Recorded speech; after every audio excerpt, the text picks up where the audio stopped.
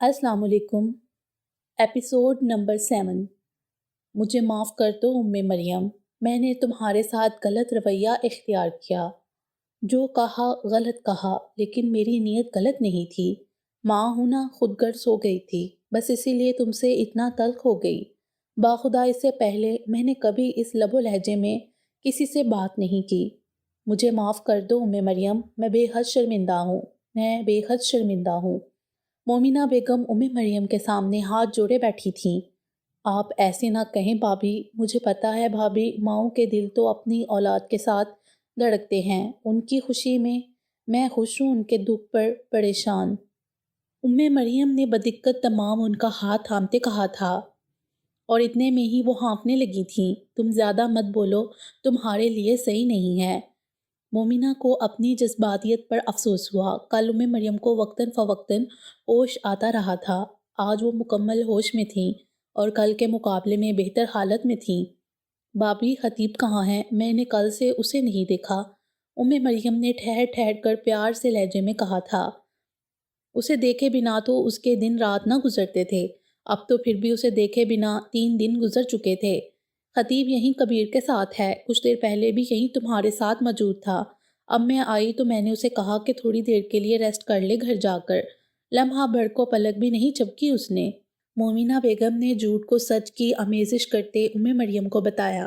اس وقت اگر خطیب مریم کو ویل چیئر پر دیکھتی تو ان کی صحت کے لیے ہرگز بھی خوش آئندہ نہ تھا۔ خطیب ان کو دیکھنے ضرور آیا تھا جب وہ سو رہی تھیں، فی الحال یہی بہتر تھا۔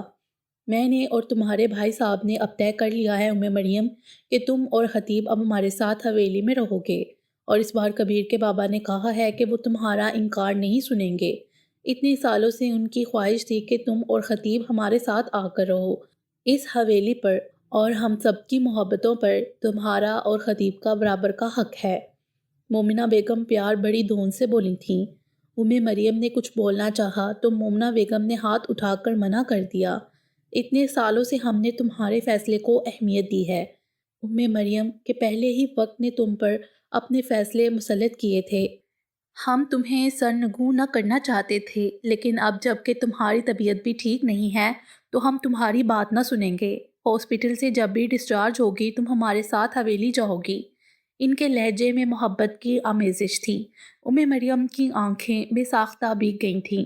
وہ آج جان گئی تھیں کہ اس کا شوہر اپنے گھر والوں کے عشق میں کیوں مبتلا تھا، کیونکہ وہ سچے اور پرخلوص لوگ تھے۔ کبیر ریسیپشن سے گزر کر لفٹ کی طرف جا رہا تھا جب اس کے کانوں سے ایک ناموس سی آواز ٹکرائی۔ کارڈیو وارڈ میں جو مریم نام کی پیشنٹ ہے، اس کا بیڈ نمبر کیا ہے؟ اس نے پلٹ کر پوچھنے والے کو دیکھا تھا۔ یہ تو خطیب کے ماموزاد کزن افق تھے۔ ریسیپشن پر کھڑی نرس کمپیوٹر میں چیک کرنے لگی تھی۔ کبیر جلدی سے آگے بڑھا تھا۔ السلام علیکم، آپ افق لالا ہیں نا؟ خطیب کے کزن، اس نے مسافے کے لیے ہاتھ آگے بڑھاتے ہوئے کہا تھا۔ افق نے سلام کا جواب دیتے ہوئے جھٹ گردن ہلائی تھی۔ آئیے میرے ساتھ، کبیر نے ان کا ہاتھ چھوڑتے ہوئے کہا تھا۔ آپ کو آنٹی کے بارے میں کس سے پتہ چلا؟ کبیر نے لفٹ میں داخل ہوتے کہا تھا۔ میری تقریباً روز ہی پھپھو اور خطیب سے بات ہوتی ہے، مگر پچھلے 2-3 دنوں سے نہ تو لینڈ لائن سے کال اٹینڈ ہو رہی ہے اور نہ ہی خطیب کا نمبر آن ہے۔ میں تو بذات خود آج کراچی چلا آیا اور محلے والوں سے پھپھو کے بارے میں پتہ چلا تو سیدھا یہاں چلا آیا۔ افق نے ایک ہی سانس میں اسے بتایا تھا۔ لفٹ نے انہیں مطلوبہ فلور پر پہنچایا تھا۔ دراصل افق لالا، ہوا کچھ یوں کہ، اور کبیر نے خطیب کے روم تک پہنچتے پہنچتے انہیں ساری رودات کہہ سنائی تھی۔ اف، میرے خدا، اتنا کچھ ہو گیا۔ افق تو حقیقتاً پریشان ہو اٹھا تھا۔ کبیر کے ساتھ افق لالا خطیب کے روم میں داخل ہوا تو خطیب کو بیڈ پر نیم دراز کسی کورس بک کا مطالعہ کرتے دیکھا۔ دروازہ کھولنے کی آواز پر اس نے بک سے نظر ہٹا کر دیکھا تھا، اور کبیر کے ساتھ افق لالا کو دیکھ کر خطیب چونک کر سیدھا ہوا تھا۔ لالا جان، آپ یہاں؟ وہ حیرت زدہ تھا افق کی اچانک آمد پر، کیونکہ اس کے ذہن میں ہی نہ رہا تھا کہ وہ افق یا ماموں جان کو انفارم کرتا۔ اس لیے اسے حیرت ہو رہی تھی کہ افق کو کس نے اطلاع دی۔ کیسے ہو خطیب؟ کیسی طبیعت ہے تمہاری؟ اور پھپھو کیسی ہیں؟ اس نے خطیب کے بیڈ کے نزدیک پہنچتے ہی کہیں سوال کر ڈالے جس سے اس کی پریشانی واضح ہوئی تھی۔ میں بالکل ٹھیک ہوں لالا جان، اور اماں جان کی طبیعت بھی کافی بہتر ہے۔ آپ کو کس نے بتایا؟ اس نے تفصیلی بتایا۔ مسلسل 3 دنوں سے فون کر رہا ہوں، نہ تم ریسیو کر رہے ہو اور نہ پپھو، تو میں پریشان ہو گیا۔ بابا نے کہا جا کر دیکھ لو۔ افق اسے فکرمند نظروں سے دیکھتے بولا تھا، محبت کرنے والوں کے دل بھی عجیب ہوتے ہیں نا، جانے ان میں کون سی سینسز فٹ ہوتے ہیں کہ جب ایک تکلیف میں ہوتا ہے تو دوسرے کو پتہ چل جاتا ہے اور ملنے کے بعد بھی اس دل کو اطمینان نہیں آتا۔ خطیب کو اپنا آپ بڑا امیر محسوس ہوا تھا۔ ابھی تمہارے دوست نے بتایا مجھے پپھو کے بارے میں۔ I was shocked to hear کہ پپھو کی اوپن ہارٹ سرجری ہوئی ہے۔ وہ اب بھی پریشان تھا۔ آپ کبیر کے ساتھ جا کر اماں جان سے مل آئیں۔ خطیب نے وال کلاک پر ٹائم دیکھتے کہا تھا۔ وہ گردن ہلاتا اٹھ کھڑا ہوا تھا۔ کبیر کے ساتھ کارڈیو وارڈ جاتے جاتے افق نے گھر پر انفارم کر دیا تھا کہ مریم کے آپریشن کا۔ وہاں بھی سب پریشان ہو گئے تھے۔ مریم کو دیکھ کر اس کی حالت گہر ہوئی تھی۔ پپھو، آپ کی یہ حالت، صدمے اور دکھ کے سبب اس سے جملہ مکمل نہ کیا جا سکا تھا۔ افق میری جان، مریم نے اپنے دونوں ہاتھ پھیلائے تھے۔ افق نے اپنا سر جھکایا تھا۔ مریم نے اس کے ماتھے پر بوسہ لیا تھا اور اس کا نام سننے کے بعد مومنہ بیگم سے اپنے قدموں پر کھڑا رہنا مشکل ہو گیا تھا۔ انہوں نے بے ساختہ کبیر کا ہاتھ تھاما تھا۔ یہ لڑکا کبیر؟ ان کی آنکھیں افق پر تھیں، انداز سوالیہ تھا۔ یہ خطیب کا ماموزاد کزن ہے افق، کبیر نے ان کے تاثرات دیکھے بغیر کہا تھا۔ کون سے ماموں کا؟ وہ اب بھی افق کو دیکھ رہی تھیں۔ جی؟ کبیر نے حیران ہو کر اپنی ماں کو دیکھا تھا۔ ان کے چہرے پر نافہم سے تاثرات تھے۔ انہوں نے کبیر کا ہاتھ چھوڑا تھا اور آگے بڑھ کر افق کے کندھے پر ہاتھ رکھا تھا۔ مریم سے بات کرتا وہ چونک کر پلٹا تھا۔ افق نے بہت حیرت سے انہیں دیکھا اور پھر کبیر کو۔ یہ خاتون کون تھیں؟ کبیر شرمندہ ہو گیا تھا۔ مومنہ بیگم کی اس حرکت پر جلدی سے مومنہ کا ہاتھ پکڑ کر افق کو معذرتی نگاہوں سے دیکھتا انہیں کارڈیو وارڈ سے باہر لے آیا تھا۔ یہ کیا حرکت تھی ماما، آپ نے تو مجھے شرمندہ کروا دیا، کبیر خفگی سے بولا۔ وہ افق ہے کبیر، وہ جیسے اسے بتا رہی تھی۔ ہاں مجھے پتا ہے، وہ رکا تھا۔ کیا مطلب؟ وہ اب سمجھا تھا کہ اس کی ماں اسے کچھ اور بتانا چاہ رہی ہیں۔ وہ افق ہے افق، لیکن نہیں، تم اسے نہیں جانتے۔ تم اسے کیسے جان سکتے ہو؟ تم تو اسے نہیں جانتے۔ یہ کہتی وہ کوریڈور سے آگے بڑھ گئی تھیں۔ ماما، کبیر ان کے پیچھے پیچھے تھا، مگر ان کے پیروں میں تو گویا پھرتی بڑھ گئی تھی۔ وہ دینیا کے کمرے کا دروازہ کھول کر اندر داخل ہوئی تھیں۔ زری وہ آ گیا ہے۔ مومنہ بیگم نے ایک کونے میں جائے نماز بچھائے بیٹھی زری کو مخاطب کیا تھا۔ بیڈ پر بیٹھی آئی پیڈ پہ مصروف دینیا نے حیرت سے مومنہ بیگم کو دیکھا تھا اور نہ جانے مومنہ بیگم کے ادا کردہ الفاظ کیسے کوڈ ورڈز تھے کہ دعا کے لیے ہاتھ اٹھائے زری بے ساختہ اٹھ کھڑی ہوئی تھی۔ ان کی آنکھوں میں حیرت تھی اور پھر اس کی جگہ نمی نے لے لی تھی۔ وہ آ گیا زری، 25 سال بعد خدا نے تمہاری دعا سن لی، چلو میرے ساتھ چلو۔ مومنہ بیگم زری کا ہاتھ تھامے دروازے کی طرف بڑھی تھیں۔ وہ دونوں اس وقت جیسے ہر شے سے بے نیاز تھیں، یہاں تک کہ اپنی اولادوں سے بھی۔ دینیا نے اشارتاً کبیر سے پوچھا، مگر اس نے بھی کندھے اچکا کر لا علمی ظاہر کی۔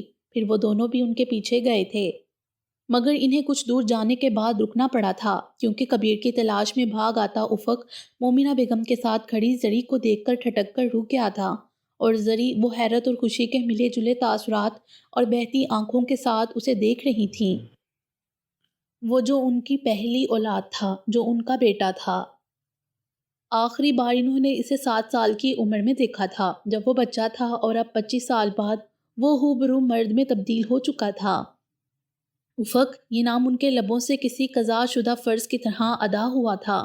میرا بیٹا، میں نے کتنا انتظار کیا تمہارا، کتنی دعائیں کیں، کتنی منتیں مانی تمہارے لیے، تمہارے آنے کی۔ وہ اس کے چہرے کا نقش، ایک ایک نقش کو چھو کر دیکھ رہی تھیں، جیسے خواب دیکھ رہی ہوں۔ کبیر اور دینیا تو گویا سکتے کی حالت میں آ گئے تھے اس انکشاف پر۔ اب میری آنکھوں سے دور نہیں جانا افق، اپنی ماں کو چھوڑ کر نہیں جانا۔ وہ اسے کسی اندیکھے وعدے میں باندھ رہی تھیں۔ افق جیسے ہوش کی دنیا میں واپس آیا تھا اور الٹے قدموں پیچھے ہٹا تھا۔ زری کے دونوں ہاتھ جو اس کے چہرے پر تھے ہوا میں معلق رہ گئے تھے۔ افق، اس قدر دکھ سے انہوں نے یہ نام پکارا تھا۔ لمحہ بھر کو تو اس کا دل ڈگمگا گیا تھا، مگر وہ پھر دل مضبوط کرتا پلٹا تھا، لیکن یہ پلٹنا اسے خاصا مہنگا پڑا تھا، کیونکہ اس کی بے روحی نے ممتا سے بڑے دل کا مان توڑ ڈالا تھا۔ تبھی زری کے خواص نے اس کا ساتھ چھوڑ دیا تھا اور وہ تیورا کر زمین پر گرنے لگی تھی۔ زری مومنہ کی پکار تھی، پھپھو۔ کبیر بے ساختہ ان کی طرف دوڑا تھا کہ مومنہ کہاں اکیلی زری کو سنبھال پاتی، مگر اس کے پہنچنے سے پہلے ہی دو مضبوط بازو انہیں تھام چکے تھے اور تیسری پکار بھی گونجی تھی جو دو لوگوں کے منہ سے نکلی تھی، مما۔ اور وہ دو لوگ دینیا اور افق تھے۔ افق نے حیرت سے اس 30-24 سالہ لڑکی کو دیکھا جو دوڑتی ہوئی زری کے قریب آئی تھی اور ان کا بازو تھام کر ہلا رہی تھی، اور پہلی بار افق کو پتہ چلا تھا کہ اس کی ایک بہن بھی ہے۔ بالآخر افق نے ہاتھ بڑھا کر اس کے آنسو صاف کیے تھے۔ وہ ماں تھیں، وہ ان سے لاکھ خفا سہی، لیکن اس طرح ان کا تڑپنا اس سے برداشت نہ ہوا تھا۔ یہ وہ چہرہ تھا جسے وہ ہر رات دیکھتا تھا، کئی گلے شکوے بھی کرتا تھا، لیکن اس لمحے اس کا ہر گلہ، ہر شکوہ دم توڑ گیا تھا۔ میں جانتی ہوں افق تم مجھ سے ناراض ہو، خفا ہو اپنی ماں سے، مگر میں مجبور تھی میری جان، بلکہ مجبور کر دی گئی تھی۔ وہ روتے ہوئے نہ جانے کون سے راز سے پردہ اٹھا رہی تھیں۔ مومنہ کے پہلو میں دبکی دینیا نے کچھ پریشان نظروں سے اپنی ماں کو دیکھا۔ زری دباؤ کے تخت بے ہوش ہو گئی تھیں۔ ان کے چہرے پر پانی کے چھینٹے ڈال کر ہوش میں لایا گیا تھا اور کبیر اور افق انہیں سہارا دے کر دینیا کے کمرے میں لے آئے تھے۔ پھر کبیر تو واپس کارڈیو گیا تھا کیونکہ ڈاکٹر وزٹ پر تھا اور پیشنٹ کے ساتھ موجود اٹینڈنٹ کا پوچھ رہا تھا، اس لیے افق کبیر کو ڈھونڈتا ہوا باہر آیا تھا اور راہداری میں اسے وہ کھڑی نظر آئیں جنہیں وہ اپنی ماں کی حیثیت سے جانتا تھا، جن کی محبت کا سایہ اس پر بہت مختصر رہا تھا۔ میں آپ سے ناراض نہیں ہوں ماما، نہ ہی خفا ہوں، لیکن بس کبھی کبھی دکھ ہوتا ہے۔ آپ نے سیپریشن کے وقت میرا انتخاب کیوں نہیں کیا؟ مجھے بھی تو آپ کی ضرورت تھی۔ افق کے لہجے میں بچپن کا دکھ تھا۔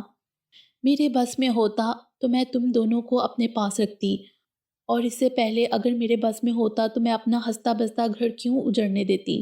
لیکن جو ہوا میرے اختیار سے باہر تھا۔ میں تو خدا کے شکر گزار تھی کہ حقیقت کھلنے کے بعد تمہارے بابا نے تم دونوں بھائیوں میں سے کسی ایک کو مجھے سونپنے کا فیصلہ کر لیا۔ اس لیے میرے بچے میں نے کامران کو اپنے پاس رکھ لیا۔ وہ چھوٹا تھا اس وقت، اسے میری ضرورت تھی، تمہیں بابا سنبھال سکتے تھے۔ وہ آنسوؤں کے درمیان تسلسل سے بول رہی تھی اور دینیا اس کا تو حیرت سے آنکھیں اور منہ کھلا رہ گیا تھا۔ کامران اس کا سگا بھائی نہیں تھا، کیا یہ بات خود کامران کو پتہ تھی؟ اس نے بے یقینی سے مومنہ بیگم کو دیکھا تھا۔ اس نے گویا اس بات میں سر ہلا کر اس بات کی تصدیق کی تھی۔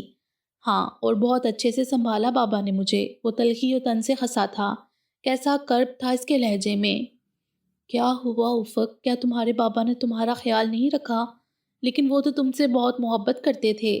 زری نے فکر مندی سے بیٹے کو دیکھا۔ اس کی شخصیت میں عجیب سا حالی پن محسوس ہوا۔ محبت؟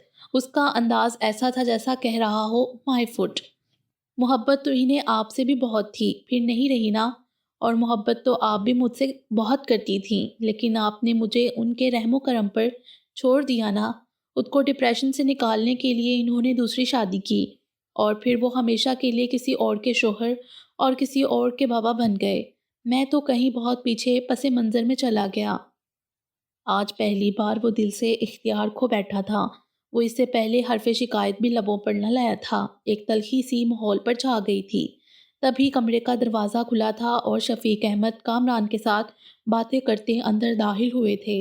زری کے ساتھ ایک اجنبی لڑکے کو بیٹھا دیکھ کر وہ حیرت زدہ رہ گئے تھے۔ مومنہ بیگم نے انہیں حقیقت سے آگاہ کیا تو شفیق احمد نے خود آگے بڑھ کر افق کو محبت سے گلے لگایا، اور کامران اس کا حال تو وہی تھا جو دینیا کا تھا۔ افق نے خود اسے گلے لگایا۔ جس وقت وہ دونوں بھائی الگ ہوئے تھے کامران کی عمر 3 سال تھی۔ کامران کو تو کچھ بھی یاد نہ تھا، لیکن افق کو یاد تھا اپنا وہ چھوٹا سا گپلو سا بھائی جس سے وہ دن رات کھیلتا تھا۔ زری نے اب خود کو سنبھالتے اسے دینیا سے بھی ملوایا تھا۔ افق نے اس کے سر پر دستے شفقت رکھا تھا۔ وہ اسے بہت پیاری لگی تھی، کسی چینی گڑیا جیسی۔ کتنی ہی دیر وہ ان کے پاس بیٹھا باتیں کر رہا تھا۔ پہلی بار اسے ایک فیملی کا احساس ہو رہا تھا۔ کچھ ہی دیر میں کبیر خطیب کو ویل چیئر پر وہاں لے کر آیا تھا کیونکہ مریم اب دعاؤں کے زیر اثر سو رہی تھیں۔ خطیب ان کو ہنستا مسکراتا دیکھ کر دل ہی دل میں بہت خوش ہوا تھا۔ کم از کم اس کے لالا جان کی زندگی میں بھی سچی مسکراہٹیں لوٹ آئی تھیں۔ میں ایک بات سوچ رہا ہوں، کل رات سے خطیب، کبیر جو صوفے پر نیم دراز یکدم اٹھتے ہوئے بولا تھا۔ خطیب جو اپنے پاؤں کا زخم دیکھ رہا تھا اور اندازہ لگا رہا تھا کہ اب وہ بغیر ویل چیئر کے چل سکتا ہے یا نہیں، کبیر کی آواز پر سر اٹھا کر اسے دیکھنے لگا تھا سوالیہ نظروں سے۔ یار، ہاسپٹل کتنی برکتی ثابت ہوا ہے ہماری فیملی کے لیے، سارے بچھڑے یہاں مل گئے ہیں۔ پہلے تمہارے بارے میں ہمیں پتہ چلا، پھر کل افق لالا کے پھپھو کے بیٹے کی حیثیت سے سامنے آنا، اور ساتھ یہ بھی پتہ چلنا کہ میرے ماموں پھپھو کے دوسرے ہسبینڈ تھے، اور پھپھو کے پہلے ہسبینڈ وہ تھے جو کل آئے تھے، یعنی تمہارے ماموں۔ وہ حیران کن سے تاثرات بنائے ایک تسلسل سے کہتا خطیب کو مسکرانے پر مجبور کر گیا تھا۔ اتنا سٹرینج ہے یہ سب کچھ۔ میرا دل چاہ رہا ہے اس ہاسپٹل کا نام چینج کر کے سٹرینج ہیپننگز ہاسپٹل رکھ دوں۔ وہ آنکھیں گھماتے بولا تھا۔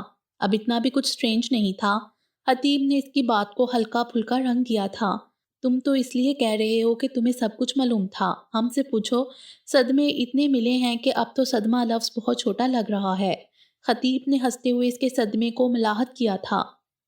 اچھا، اب یہ سٹرینج کھیلنا بند کر دو اور مجھے یہ بتاؤ کہ مجھے یہاں سے نجات کب ملے گی؟ میں بہت ٹائرڈ ہو چکا ہوں اس بیڈ پر پڑے پڑے۔ خطیب نے کچھ عاجز لہجے میں کہا تھا۔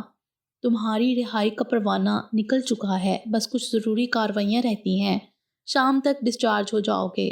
کبیر بولتے ہوئے ایک بار پھر صوفے پر نیم دراز ہو چکا تھا۔ اور دین کب تک ڈسچارج ہوگی؟ خطیب نے پوچھا تھا۔ مریم کا تو اسے اندازہ تھا، وہ تو شاید 10-15 دن، مہینہ ہاسپٹل میں رہیں گی۔ دینیا صاحبہ کی بے چینی و فطرت کا تو تمہیں پتہ ہے، بس اس کے سٹیچز خراب ہو گئے ہیں۔ ڈاکٹر نے اس کی گردن کو بازو سے باندھ دیا ہے، اب محترمہ گردن کو موو نہیں کر سکتی، ساتھ ہی اس کی میڈیسن بھی تبدیل کی ہے تاکہ وہ زیادہ سے زیادہ سوئے۔ کبیر نے آنکھیں بند کر کے اسے اطلاع پہنچائی تھی، دین کی طبیعت ٹھیک نہیں، اور تم یہ بات مجھے اب بتا رہے ہو؟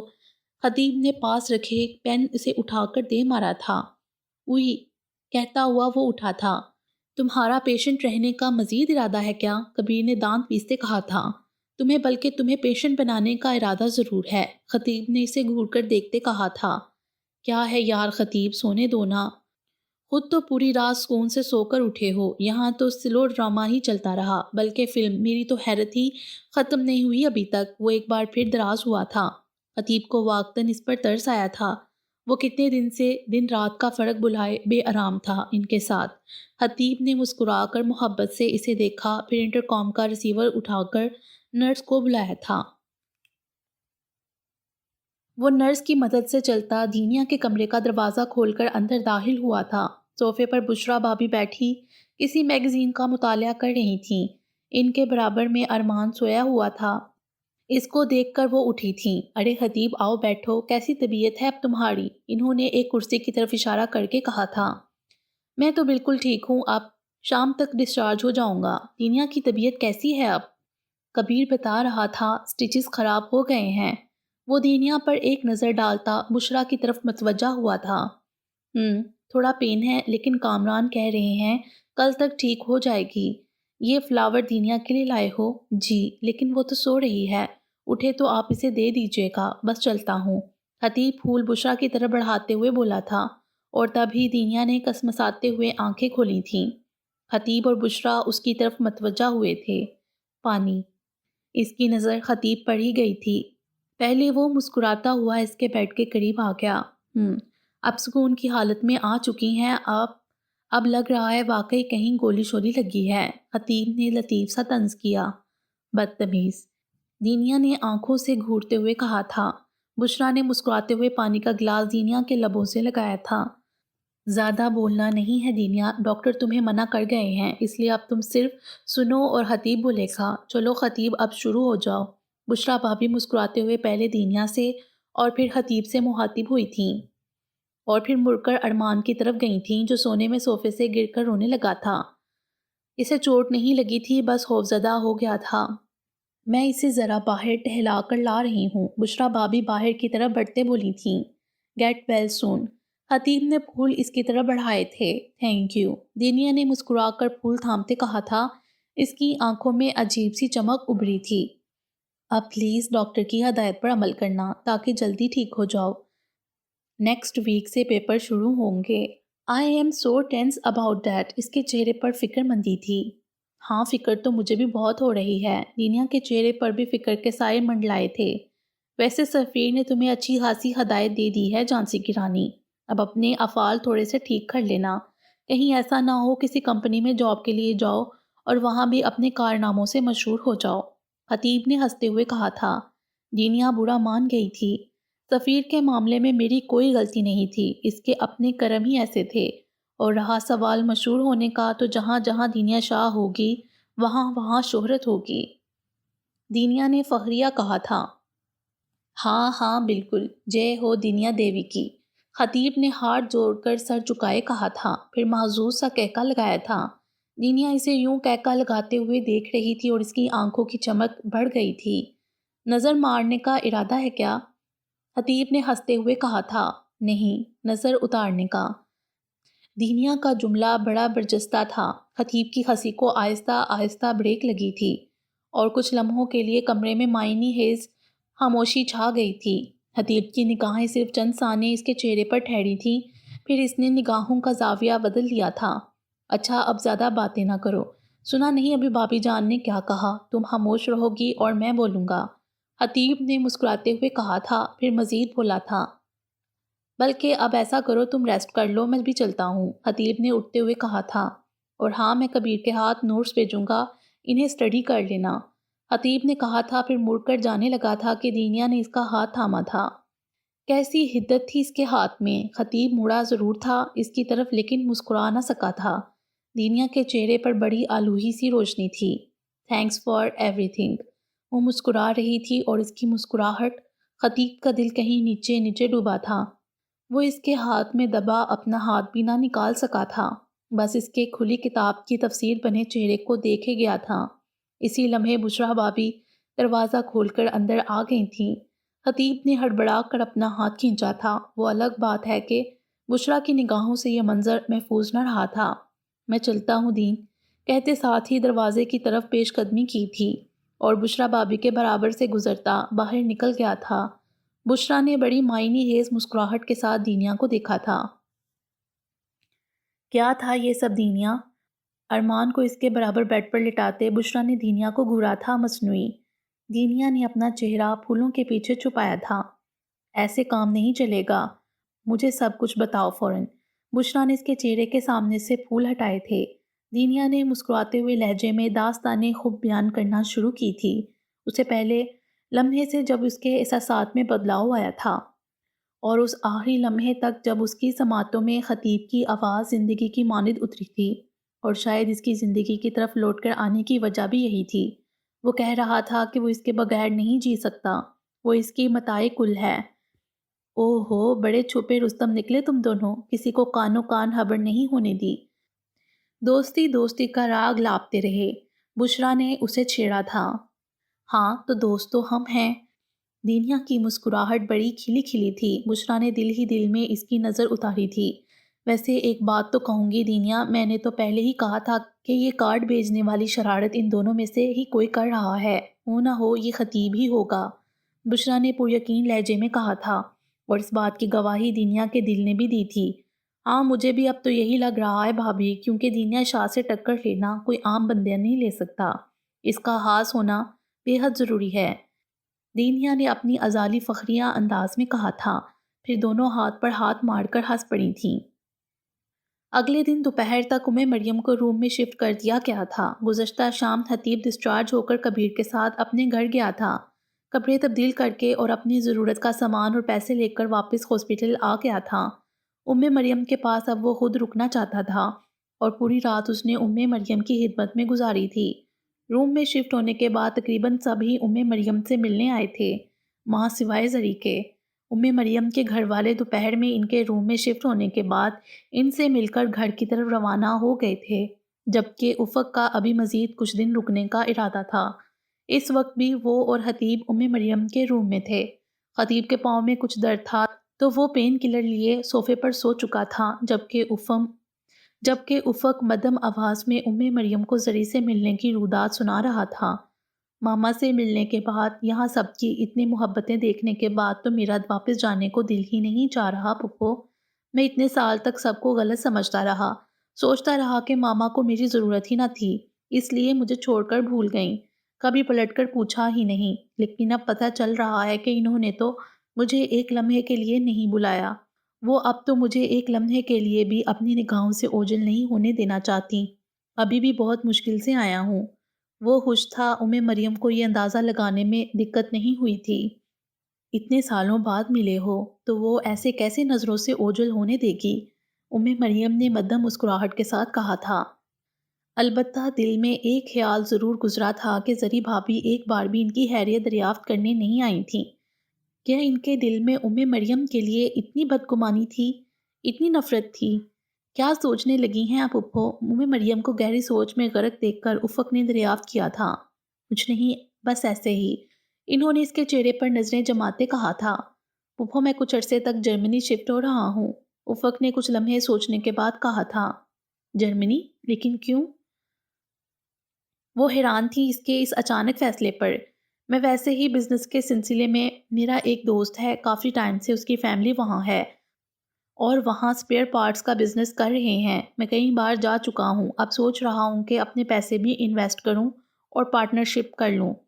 اس نے ان کا ہاتھ اپنے ہاتھ میں لیتے کہا تھا۔ وہ نہ ہی کہتا تب بھی وہ سمجھ گئی تھی کہ وہ کیوں جانا چاہتا ہے۔ چلو اللہ کامیاب کرے تمہیں تمہارے مقصد میں۔ اپنے بابا کو بتا دیا ہے؟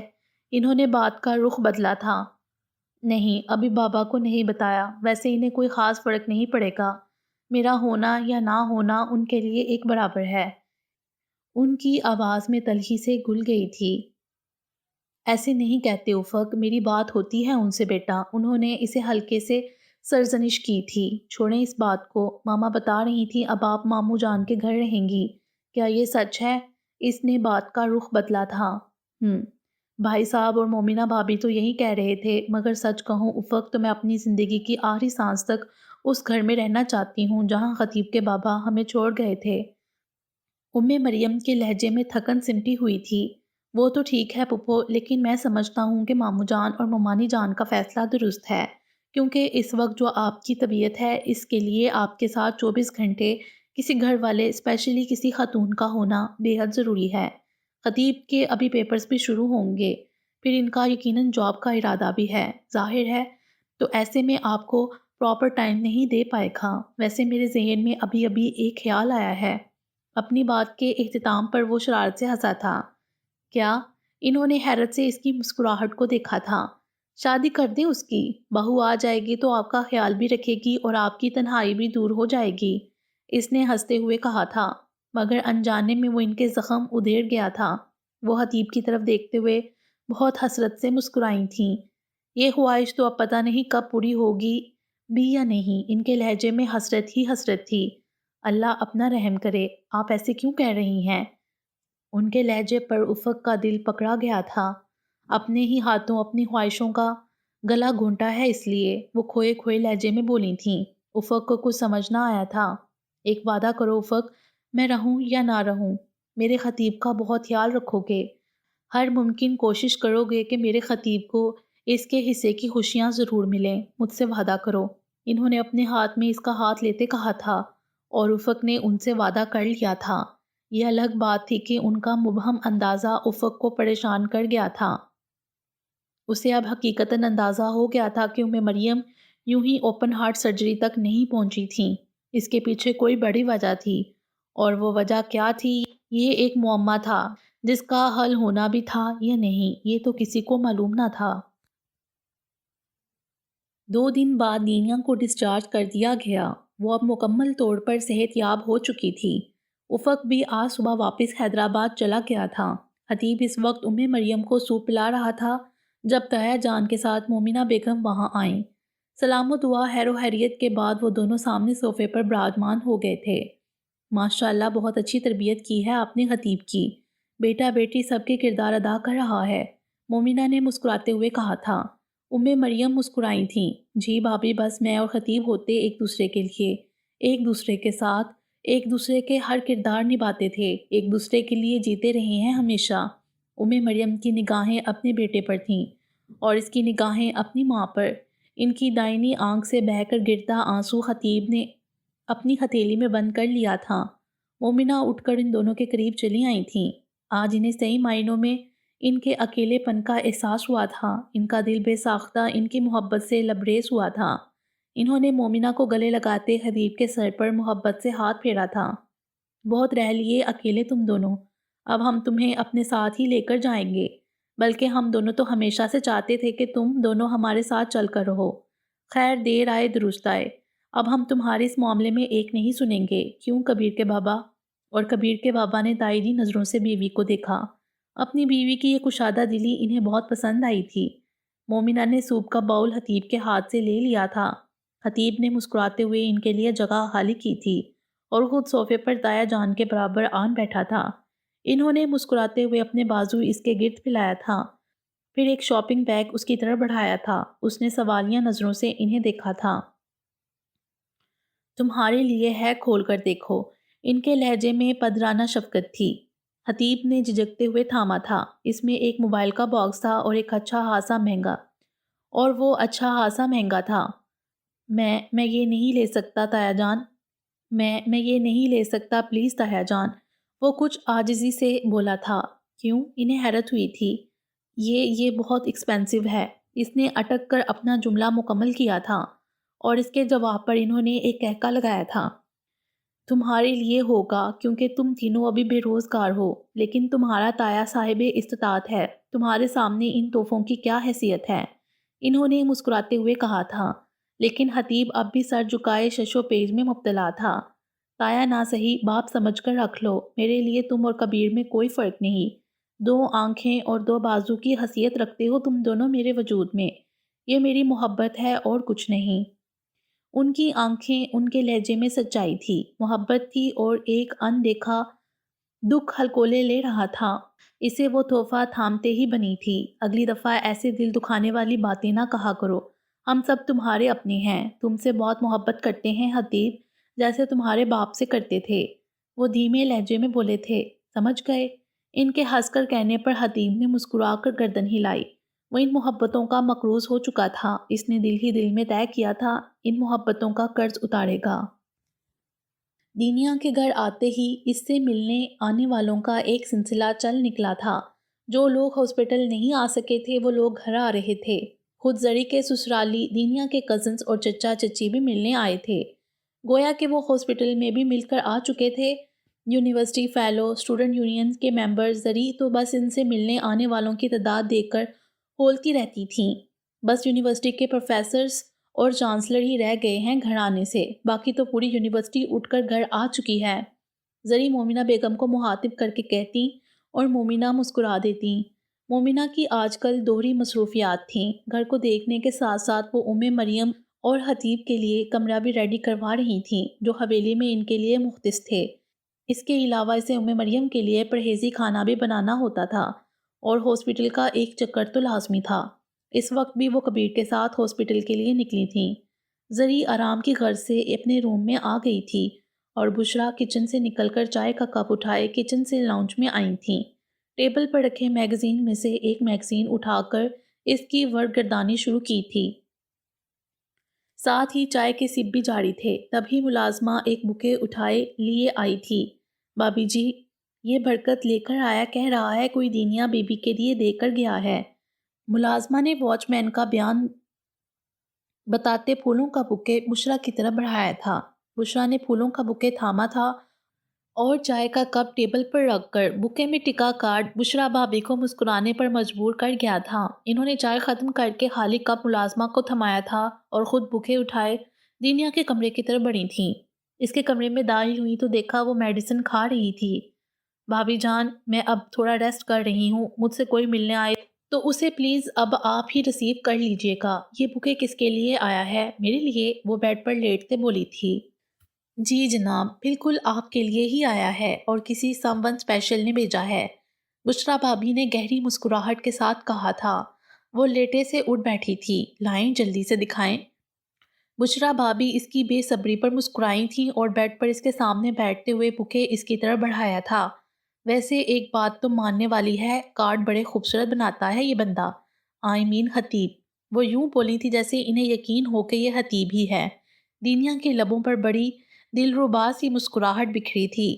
اس نے بکے ہاتھ میں لیتے پھولوں کو ناک کے قریب لے جا کر سونگھا تھا، پھر ان کے درمیان میں رکھا کارڈ نکالا تھا جس پر باہر مختلف رنگوں کے گلیٹرز کی مدد سے گیٹ ویل سون لکھا تھا۔ دینیا نے کارڈ کھولا۔ حسب توقع کارڈ کے ایک خوبصورت رائٹنگ میں ایک غزل تحریر تھی۔ کلام کرتی نہیں بولتی بھی جاتی ہے، کلام کرتی نہیں بولتی بھی جاتی ہے، تیری نظر کو یہ کیسی زبان آتی ہے۔ کبھی کبھی مجھے پہچانتی نہیں وہ آنکھ، کبھی کبھی مجھے پہچانتی نہیں وہ آنکھ، کبھی چراغ سے چاروں طرف چلاتی ہے، یہ چار سو کا اندھیرا سمٹنے لگتا ہے، یہ چاروں سو کا اندھیرا سمٹنے لگتا ہے، کچھ اس طرح تیری آواز جگمگاتی ہے۔ میں اس کو دیکھتا رہتا ہوں رات ڈھلنے تک، میں اس کو دیکھتا رہتا ہوں رات ڈھلنے تک، جو چاندنی تیری گلیوں سے ہو کے آتی ہے، یہ روشنی بھی عطا ہے تیری محبت کی، یہ روشنی بھی عطا ہے تیری محبت کی، جو میری روح کے منظر مجھے دکھاتی ہے۔ غزل پڑھ کے دینیا کے لب بڑے دل فریب انداز میں پھیلے تھے۔ چاہے جانے کا احساس دنیا کے حسین ترین احساسات میں سے ایک ہے۔ یہ احساس انسان کو اپنے خواب آگین جزیرے پر لے جاتا ہے، جہاں ہر سو محبت اگتی ہے، پھلتی پھولتی ہے، مہکتی ہے۔ دینیا شاہ بھی ایک ایسے ہی جزیرے پر پہنچ چکی تھی جہاں وہ اس کے ہم قدم تھا۔ کہاں کھو گئی؟ بشریٰ بھابی نے اس کے آنکھوں کے سامنے چٹکی بجائی تو وہ چونک کر حقیقت کی دنیا میں لوٹ آئی، پھر شرمندہ سا مسکراتے ہوئے دوبارہ کارڈ کے دوسری طرف دیکھا۔ جان سولی پر لٹکانا کسے کہتے ہیں یہ میں نے اب جانا ہے دینیا شاہ، تمہارا ہونا اور پھر نہ ہونا، ان دو احساسات نے میری سماعت گم، میری بصارت کو پتھر اور گویائی کو سلب کر لیا تھا۔ تمہاری زندگی کی نوید ہی وہ احساس تھی جس نے مجھے باور کروایا کہ بندہ بشر سجدہ شکر تجھ پر واجب ہو چکا ہے اور زندگی بھر کے لیے واجب ہو چکا ہے۔ اب جب جب دعا کے لیے ہاتھ اٹھیں گے اللہ سے ایک ہی طلب ہوگی کہ وہ تمہیں صحت اور تندرستی عطا کرے، لمبی خوشگوار زندگی عطا کرے، اپنوں کا دائمی ساتھ اور خوشیاں نصیب ہوں، آمین۔ اپنا بہت خیال رکھنا، یہ میری تم سے عاجزانہ التجا ہے۔ پلیز اس پر عمل ضرور کرنا۔ اوکے، خدا حافظ۔ اور تحریر کے اختتام پر ہمیشہ کی طرح کے اور ڈی کا سمبل تھا۔ دنیا کے لبوں پر پھیلی بے ساختہ مسکراہٹ نے بشریٰ بھابی کو بھی متجسس کیا تھا۔ اللہ، لڑکی خود ہی پڑھتی رہو گی، مجھے بھی پڑھواؤ۔ بشریٰ بھابی نے بلاخر اس کے ہاتھ سے کارڈ چھینا تھا۔ بھابی، وہ منمنا کر رہ گئی تھی، ابھی تو وہ اس تحریر کو نہ جانے کتنی دفعہ پڑھنا چاہتی تھی، شاید اتنی دفعہ تو ضرور کہ یہ اسے حفظ ہو جاتی۔ واہ بھائی واہ، ایٹ لیسٹ دینا چاہیے، اور کم از کم بندہ بات تو کر سکے۔ اب تو بڑی بے چینی ہو رہی ہے سچ میں دینیا، اسے کہو جلدی سے اپنی پردہ کشائی کرے۔ بشریٰ کی بات پر دینیا کھلکھلا کر ہنس پڑی تھی، اس کی ہنسی میں بھی ایک مغرور سی کھنک تھی، چاہے جانے کا فخر تھا۔ بھابی حد کرتی ہیں آپ بھی، اس نے ہنستے ہوئے کہا تھا۔ اس نے کہا تھا پچھلے کارڈ میں جلد سامنے آئے گا، اس لیے مجھے تو کوئی بے چینی نہیں ہے۔ پہلے میں نے کہا تھا ذرا یہ سامنے آئے تو اس کا سر توڑ دوں گی۔ دینیا نے بکے سائے ٹیبل پر رکھتے اور کارڈ تکیے کے نیچے رکھتے کہا تھا۔ اچھا، اور اب کیا سوچتی ہو؟ بشریٰ بھابی نے کہا تو وہ شرمیلا سا مسکرائی۔ اس کے ذہن کے پردے پر گہری نیلی آنکھیں ابھری تھیں۔ پہلے وہ نیلی آنکھیں اتنی اٹریکٹیو نہیں لگتی تھیں، ان کی نیلاہٹ نارمل تھی، لیکن اب لگتا ہے جیسے دنیا جہاں کے سمندروں کی گہرائی ان میں بسی ہے۔ وہ کھوئے کھوئے لہجے میں بولی تھی۔ بشریٰ کی معنی خیز پر وہ خواصوں میں لوٹ آئی تھی۔ میرے خیال میں اب بڑوں کو اطلاع دینی چاہیے کہ لڑکی ہاتھوں سے نکلی جا رہی ہے، بشریٰ نے اسے چھیڑا تھا۔ بھابی، وہ جھنک کر بشریٰ کے ہی گلے لگ گئی۔ اللہ نصیب اچھا کرے، خوشیاں عطا کرے، من چاہی خوشیاں۔ بشریٰ نے اس کے سر پر ہاتھ پھیرتے دعا دی تھی، لیکن وہ دونوں نہیں جانتی تھی کہ من چاہی خوشیوں کی انسان کو ہمیشہ بڑی قیمت ادا کرنی پڑتی ہے، اور دینیا شاہ سے وقت کیا قیمت وصول کرنے والا تھا اس کی کسی کو خبر نہ تھی۔ پیپرز شروع ہو چکے تھے۔ خطیب کے پیپرز اور ہاسپٹل کو ایک ساتھ مینج کرنا خاصا دشوار گزار مرحلہ ثابت ہو رہا تھا۔ اللہ اللہ کر کے پیپرز 15 دن کے دورانیے کے بعد ختم ہوئے تھے۔ پھر تھیسس اور پریزنٹیشن کی ڈیٹ اناؤنس ہو گئی۔ دینیا نے بالخصوص سر سے مل کر اپنے تھیسس کے نامکمل ہونے کا بتایا تھا۔ سر نے اسے مزید ایک ہفتے کا وقت دیا تھا۔ آخر پیپر والے دن دینیا اور کبیر بھی اس کے ساتھ ڈائریکٹ ہاسپٹل چلے آئے تھے۔ مریم سے مل کر کچھ دیر وہاں بیٹھ کر کبیر اور دینیا چلے گئے تھے۔ خطیب مریم سے ہلکی پھلکی باتیں کرتا انہیں سیب کاٹ کر کھلا رہا تھا۔ ایک سوال کا جواب دیں گی امی جان؟ اچانک ہی وہ بولا تو مریم حیرت سے اسے دیکھنے لگیں۔ ہاں کیا بات ہے؟ ان کے لہجے میں حیرانی تھی۔ اس صبح جب میں اور دینیا تھیسس کے لیے کراچی سے باہر گئے تھے، میں آپ کو صحیح سلامت ہنستا مسکراتا چھوڑ کر گیا تھا، پھر آپ کی طبیعت اچانک خراب کیسے ہو گئی؟ وہ سنجیدہ نظروں سے اسے دیکھ رہا تھا۔ انہیں بھی اندازہ ہوا کہ اس دن کے بارے میں سب کچھ تو نہیں، یقیناً کچھ نہ کچھ جان چکا تھا۔ میں نے پھپھو اور تائی جان کی باتیں سنی تھیں اور اس سے مجھے اندازہ ہوا کہ میرے جانے کے بعد زندگی میں پہلی بار ہمارے گھر آئی تھیں۔ کیا باتیں ہوئی تھیں آپ کے درمیان؟ وہ حقیقت سے پردہ اٹھاتا انہیں نگاہیں چرانے پر مجبور کر گیا تھا۔ کچھ خاص نہیں، بس وہ چاہتی تھیں کہ میں تمہارے بھائی صاحب کو تمہارے اور دینیا کے رشتے کے لیے معذرت کر لوں، کیونکہ دینیا نے انہوں نے کبیر کا سوچا ہوا ہے ہمیشہ سے۔ صحیح بھی تھا، مجھے خود ہی سوچنا چاہیے تھا کہ ایک لڑکے کے گھر میں موجود ہوتے ہوئے وہ گھر سے باہر بیٹی کیوں دیں گے۔ ان کے لہجے میں مجرمانہ سی عاجزی تھی۔ میں نے تو آپ کو پہلے ہی منع کر دیا تھا۔ خیر اتنی سی بات کی آپ نے اتنی ٹینشن لی کہ آپ ہاسپٹل پہنچ گئیں۔ میں جانتا ہوں میری اماں جان بہت سٹرونگ ہیں۔ وہ اب بھی مشکوک تھا۔ کیوں اماں جان کو کوئی بات دل پر نہیں لگ سکتی؟ انہوں نے مصنوعی خفگی سے بیٹے کو دیکھا تھا۔ کیوں نہیں لگ سکتی؟ بالکل لگ سکتی ہے، اسی لیے تو میں نے آپ کو پہلے منع کیا تھا۔ وہ ہولے سے ہنسا تھا۔ خطیب تمہیں دینیا کیسی لگتی ہے؟ انہوں نے اسے باغور دیکھتے کہا تھا۔ وہ میری بیسٹ فرینڈ ہے اماں جانی، وہ مجھے اچھی ہی لگتی ہے۔ آپ پلیز اس ٹاپک کو کلوز کر دیں اور اس بات کو اپنے ذہن سے نکال دیں۔ ابھی مجھے فیوچر میں بہت کچھ کرنا ہے، اچھی سی جاب، بہت سی محنت، ایک بہترین سا گھر بنانا ہے آپ کے لیے۔ وہ بڑے جوش و خروش سے بولا تھا۔ اور شادی، یہ تمہاری ترجیحات میں کہیں نہیں ہے۔ اس کی ترجیحات کی لمبی فہرست پر مریم نے اسے گھورا تھا۔ ویسے تو مجھے یہ آزادانہ زندگی بہت پسند ہے، مگر آپ کی خاطر میں یہ آزادی قربان ہی کر دوں گا۔ یہ سب کام کرنے کے بعد میں شادی بھی کر ہی لوں گا، اس نے بے چارگی سے کہا تھا۔ وہ اس کی شرارت دیکھ کر مسکرائی تھیں اور ایک ہاتھ اس کے کندھے پر مارا تھا۔ شریر، وہ ہنسی تھیں۔ خطیب نے مسکراتی نگاہوں سے اپنی ماں کو دیکھا تھا۔ میں آپ کی خوشی کے لیے سب کچھ کر سکتا ہوں اماں جانی، بس آپ خوش رہیں۔ ڈاکٹرز کہہ رہے ہیں کہ آپ کا خوش رہنا آپ کی صحت کے لیے بہت ضروری ہے۔ انہوں نے ان کے دونوں ہاتھ اپنی آنکھوں سے چھوتے ہوئے کہا تھا۔ میری خوشی تو تمہاری خوشی میں مضمر ہے خطیب۔ انہوں نے پیار سے اس کے چہرے پر ہاتھ پھیرا تھا، پھر اپنا سر خطیب کے سر سے مس کیا تھا۔ آئی لو یو ماما۔ خطیب نے اپنی نیلی آنکھوں سے اس مقدس چہرے کا بوسہ لیا تھا جو محبت کا چہرہ تھا۔ آئی لو یو ٹو ماما کی جان، انہوں نے محبت سے کہا تھا۔ وہ حقیقتاً ایک دوسرے کی تکمیل کرتے تھے، وہ ایک دوسرے کے ساتھ ہی مکمل ہیں۔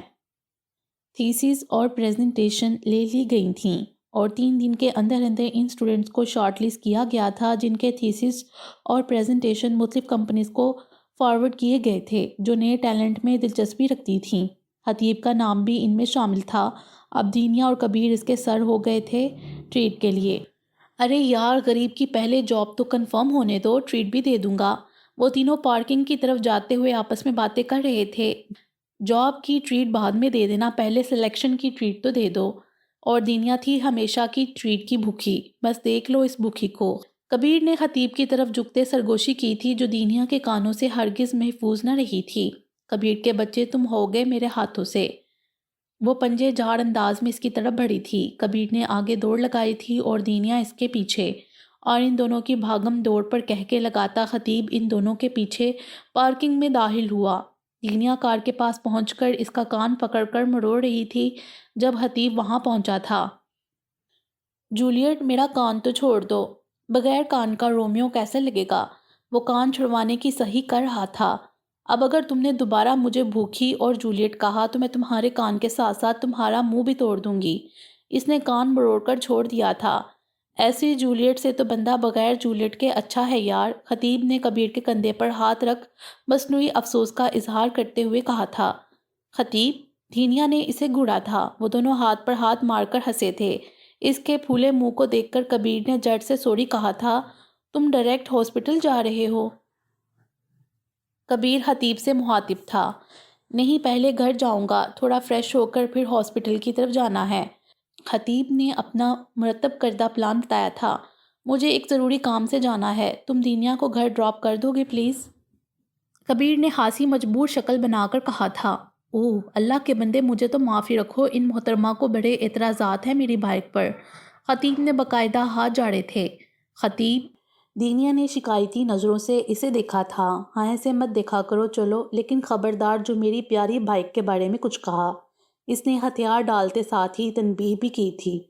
دینیا شرارت سے مسکراتی اس کے پیچھے بائک پر بیٹھ گئی تھی۔ کبیر کو اللہ حافظ کہتے خطیب نے بائک آگے بڑھائی تھی۔ ویسے تم مانو یا نہ مانو خطیب، تمہاری بائک ہے تو پھٹ پٹی۔ دینیا نے اسے چھیڑا تھا۔ خطیب نے کوئی جواب نہیں دیا۔ مذاق کر رہی ہوں میں، اس کی خاموشی پر دینیا بولی تھی۔ ہاں مجھے پتا ہے، خطیب نے ہنستے ہوئے کہا تھا، پھر ایک معمول کے ساتھ بائک روکی تھی۔ دینیا نے اتر کر سوالیہ نگاہوں سے اسے دیکھا تھا۔ 2-3 دن میں اماں جانیں ڈسچارج ہو کر گھر آئیں گی تو میں نے سوچا ان کے لیے کوئی گفٹ لوں۔ وٹ یو سے، اس نے دینیا کو بتایا تھا۔ ناٹ بیڈ، دینیا نے گردن ہلاتے اس کے پلان کو سراہا تھا۔ تو پھر چلیں، خطیب ہنسا تھا اس کے انداز پر۔ پھر وہ دونوں ساتھ ساتھ چلتے مال میں داخل ہوئے تھے۔ 1-2 دکانوں کا وزٹ کرنے کے بعد بالآخر انہیں مریم کے لیے ایک گرے اور لائٹ پنک کلر کا سوٹ پسند آ گیا تھا۔ خطیب نے سوٹ پیک کروا کر کاؤنٹر پر پیمنٹ کی تھی اور دینیا کو ڈھونڈتا باہر نکلا تھا جو سوٹ پسند کر کے باہر نکلی تھی۔ وہ اسے پرفیوم شاپ پر نظر آئی تھی۔ کیا ہوا، کچھ لینا ہے؟ خطیب نے حیرت سے اسے دیکھا تھا۔ میں نے سوچا میں بھی آنٹی کے لیے کچھ لے لوں۔ اس نے کاؤنٹر پر کھڑی لڑکی سے خوبصورت سا شاپنگ بیگ شکریہ کے ساتھ پکڑتے پیمنٹ کی تھی۔ خطیب نے مسکرا کر اسے دیکھا تھا۔ اب چلیں یا تمہارا صرف مسکراتے رہنے کا ارادہ ہے؟ دینیا نے اسے مصنوعی آنکھیں دکھائی تھیں۔ چلنے کا ارادہ ہے لیکن پہلے کچھ کھانے کا ارادہ ہے، کیا خیال ہے؟ خطیب نے شاپ سے باہر نکلتے کہا تھا۔ ایسے نیک خیال پر میں ہمیشہ ہاں ہی کہتی ہوں، لیکن کبیر نے تمہارا گلا دبا دینا ہے اگر ہم نے اکیلے کچھ کھایا تو۔ دینیا نے اسے ڈرایا تھا۔ کبیر کو بتائے گا کون؟ میں تو نہیں بتاؤں گا، تم بتاؤ گی؟ خطیب نے لاپرواہی سے کہا تھا۔ دینیا نے لمحہ بھر کو سوچا، پھر جٹ نفی میں گردن ہلا دی۔ ڈن۔ خطیب نے اپنا دائیں ہاتھ اس کے آگے پھیلایا تھا۔ دینیا نے فوراً اپنا ہاتھ اس کے ہاتھ پر رکھ کر رضامندی دی اور کچھ ہی لمحوں میں وہ اپنی پسند کی چیزیں لیے گرل کے ساتھ لگی ایک ٹیبل پر آن بیٹھے تھے۔ مختلف نوعیت کی بے تکی باتوں کے درمیان انہوں نے اپنے برگرز ختم کیے اور اٹھ کھڑے ہوئے تھے اور کوریڈور میں چلتے انہیں آرٹ اینڈ کرافٹ کی شاپ سے کبیر نکلتا نظر آیا۔ اس کے ہاتھ میں کچھ شاپنگ بیگز تھے۔ ارے یہ تو کبیر ہے نا خطیب؟ دینیا کی اس پر پہلے نظر پڑی تھی۔ ہاں کبیر۔ خطیب چونک کر متوجہ ہوا تھا۔ اسے آرٹ اینڈ کرافٹ میں کب سے دلچسپی ہو گئی؟ دینیا نے حیرت سے کہا تھا۔ پتہ نہیں، خطیب نے لا علمی سے کندھے اچکائے تھے۔ 1 منٹ رکو، میں دیکھوں یہ یہاں کیا لینے آیا تھا، دینیا نے کہا اور پھر تیز تیز چلتی اس شاپ میں داخل ہو گئی اور اندر جا کر اس کی حیرت کی انتہا نہ رہی۔ وہاں گفٹ پیکنگ مٹیریل سے لے کر کارڈ بنانے تک کا مٹیریل بھی موجود تھا۔ دینیا کو لگا اس کے سر پر 7 آسمان آن گرے ہوں۔ واو، بڑی ہی رنگین شاپ ہے یہ تو، ایلس کی ونڈر جیسی ہے نا دین؟ خطیب بھی اس کے پیچھے ہی اندر داخل ہوا تھا۔ دینیا کی طرف نگاہ کی تو وہ پتھر کا مجسمہ بنی کھڑی ہے۔ کیا ہوا دین، سب ٹھیک تو ہے؟ خطیب نے اسے متفکر انداز میں ہلایا تھا۔ ہاں نہیں کچھ نہیں، مجھے گھر جانا ہے پلیز۔ وہ گویا گہری نیند سے جاگی تھی۔ ہاں چلو۔ خطیب نے تو بس اس کے خطرناک حد تک کے سنجیدہ تاثرات دکھے۔ لازمی تو نہیں جو میں سوچ رہی ہوں وہ سچ ہو سکتا ہے کبیر وہاں کسی اور کام سے آیا ہو۔ وہ پورے راستے یہ سوچتی آئی تھی۔ گھر کے باہر وہ بائک سے تیزی سے اتری تھی، خطیب کو خدا حافظ بھی نہ کیا اور جلدی سے گیٹ سے اندر داخل ہو گئی۔ کار پورچ میں اسے کبیر کی گاڑی نظر آ گئی تھی۔ وہ راستے میں کہیں بھی نہیں رکی تھی۔ سیڑھیاں پھلانگتی وہ سیدھے کبیر کے کمرے کی طرف آئی۔ راہداری کے اختتام پر اس کا کمرہ تھا۔ دروازہ پر پہنچ کر اس نے لمحہ بھر رک کر گہرا سانس لیا تھا، پھر لاک گما کر دروازہ کھولا تھا اور اندر داخل ہو گئی تھی۔ کبیر شاید شاور لے رہا تھا۔ دینیا نے ادھر ادھر نظر دوڑائی۔ وہ شاپنگ بیگز اسے کہیں نظر نہیں آ رہے تھے۔ وہ الماری کی طرف بڑھی، کپڑے ادھر ادھر کھسکائے اور یکدم کچھ چیزیں لڑک کر اس کے پیروں میں آ گری۔ یہ وہی شاپنگ بیگز تھے۔ دینیا نے اسے جلدی سے اٹھایا اور بیڈ پر لا کر الٹ دیا۔ اس میں مختلف قسم کے کارڈز، پیپر، گلیٹر، مختلف رنگوں کے ریبنز، گرز، بہت سا کارڈ مٹیریل اس کے سامنے ڈھیر ہو گیا۔ وہ منہ پر ہاتھ رکھے حیرت و صدمے کے ملے جلے تاثرات کے ساتھ ان تمام اشیاء کو دیکھ رہی تھی۔ اس کے ذہن کے پردے پر جماکے سے ہو رہے تھے۔ اس کا نام صرف کے سے آتا ہے کیونکہ ڈی فار دینیا۔ کبیر کی وثوق بڑی آواز اس کے ذہن میں گونجی تھی۔ انشاءاللہ چند ہی دن میں یہ شخص پکڑا جائے گا، کبیر نے کہا تھا جب دینیا نے اسے اس شخص کا لائبریری میں دیکھنے کے بارے میں بتایا تھا۔ بہت بہت محبت ہے، بہت زیادہ۔ اس دن موبائل والے معاملے پر وہ اسے سناتے آیا تھا۔ اور جس دن وہ تمہارے سامنے آیا کیا کرو گی؟ بولو ندیم، جس دن وہ تمہارے سامنے آئے گا کیا کرو گی؟ ٹھکرا دو گی اس کے جذبات کو؟ ریہرسل والے دن کس طرح وہ بحث پر اتر آیا تھا اور پورے ایکٹ میں جو اس نے تبدیلیاں کیں، اور ایکٹ کے بعد بھی اسے وہ آج تک جولیٹ بلاتا تھا۔ اور اس دن وہ لائبریری میں اردو سیکشن گیا تھا، وہاں سے پوئٹری کی بک لایا تھا۔ ہو سکتا ہے وہ رومیو جولیٹ سے نہیں تم سے متاثر ہوا ہو۔ اس کے ذہن میں خطیب کا جملہ گونجا تھا جو اس نے لائبریری میں کہا تھا، تم نے اسے نہیں دیکھا تھا دینیا؟ اس کی کیا حالت تھی جب تم آپریشن تھیٹر میں تھیں؟ وہ دروازے کے ساتھ آنکھیں ٹکائے کھڑا رہا تھا۔ تمہارے ماموں سے وہاں سے زبردستی ہٹا کر لائے تھے۔ صدمے کے سبب اس سے بولا بھی نہیں جا رہا تھا۔ اس کے ذہن میں ماما کی آواز گونجی تھی۔ اس وقت تو اسے بہت فخر محسوس ہوا تھا کہ دوستوں کے معاملے میں وہ کتنی خوش نصیب ثابت ہوئی تھی کہ ایک نے اپنی جان پر کھیل کر اس کی جان بچائی اور دوسرے نے اپنی سانس سانس کو دعا میں ڈھان لیا اس کی زندگی کے لیے۔ مگر اسے اب پتہ چلا تھا وہ محض دوستی نہیں تھی، بلکہ دوستی سے کچھ بڑھ کر تھا۔ اس کی آنکھوں سے بے ساختہ آنسو جاری ہوئے تھے۔ اسے خود پر بھی رونا آیا اور کبیر پر بھی۔ تب ہی بولٹ گرنے کی آواز آئی اور کبیر تولیے سے بال رگڑتا برآمد ہوا۔ دروازہ بند کرتے اس کی نگاہ دینیا پر گئی تھی اور ساتھ ہی بیڈ پر پڑے سامان پر۔ دینیا اسے سخت حیران اور بے یقین نظروں سے دیکھ رہی تھی۔ کبیر کو لمحہ لگا تھا سب کچھ سمجھنے میں۔ اس سے پہلے کہ وہ اسے کچھ وضاحت دیتا، دینیا بغیر کچھ کہے سنے کمرے سے چلی گئی تھی۔ وہ بالوں میں ہاتھ پھیر کر رہ گیا تھا۔ باقی انشاءاللہ اگلی ویڈیو میں۔ امید ہے آپ کو یہ ویڈیو پسند آئی ہوگی۔ ہمارے چینل کو سبسکرائب کریں اور بیل آئیکن کو پریس کر دیں ہمارے چینل کی لیٹسٹ اپڈیٹس حاصل کرنے کے لیے۔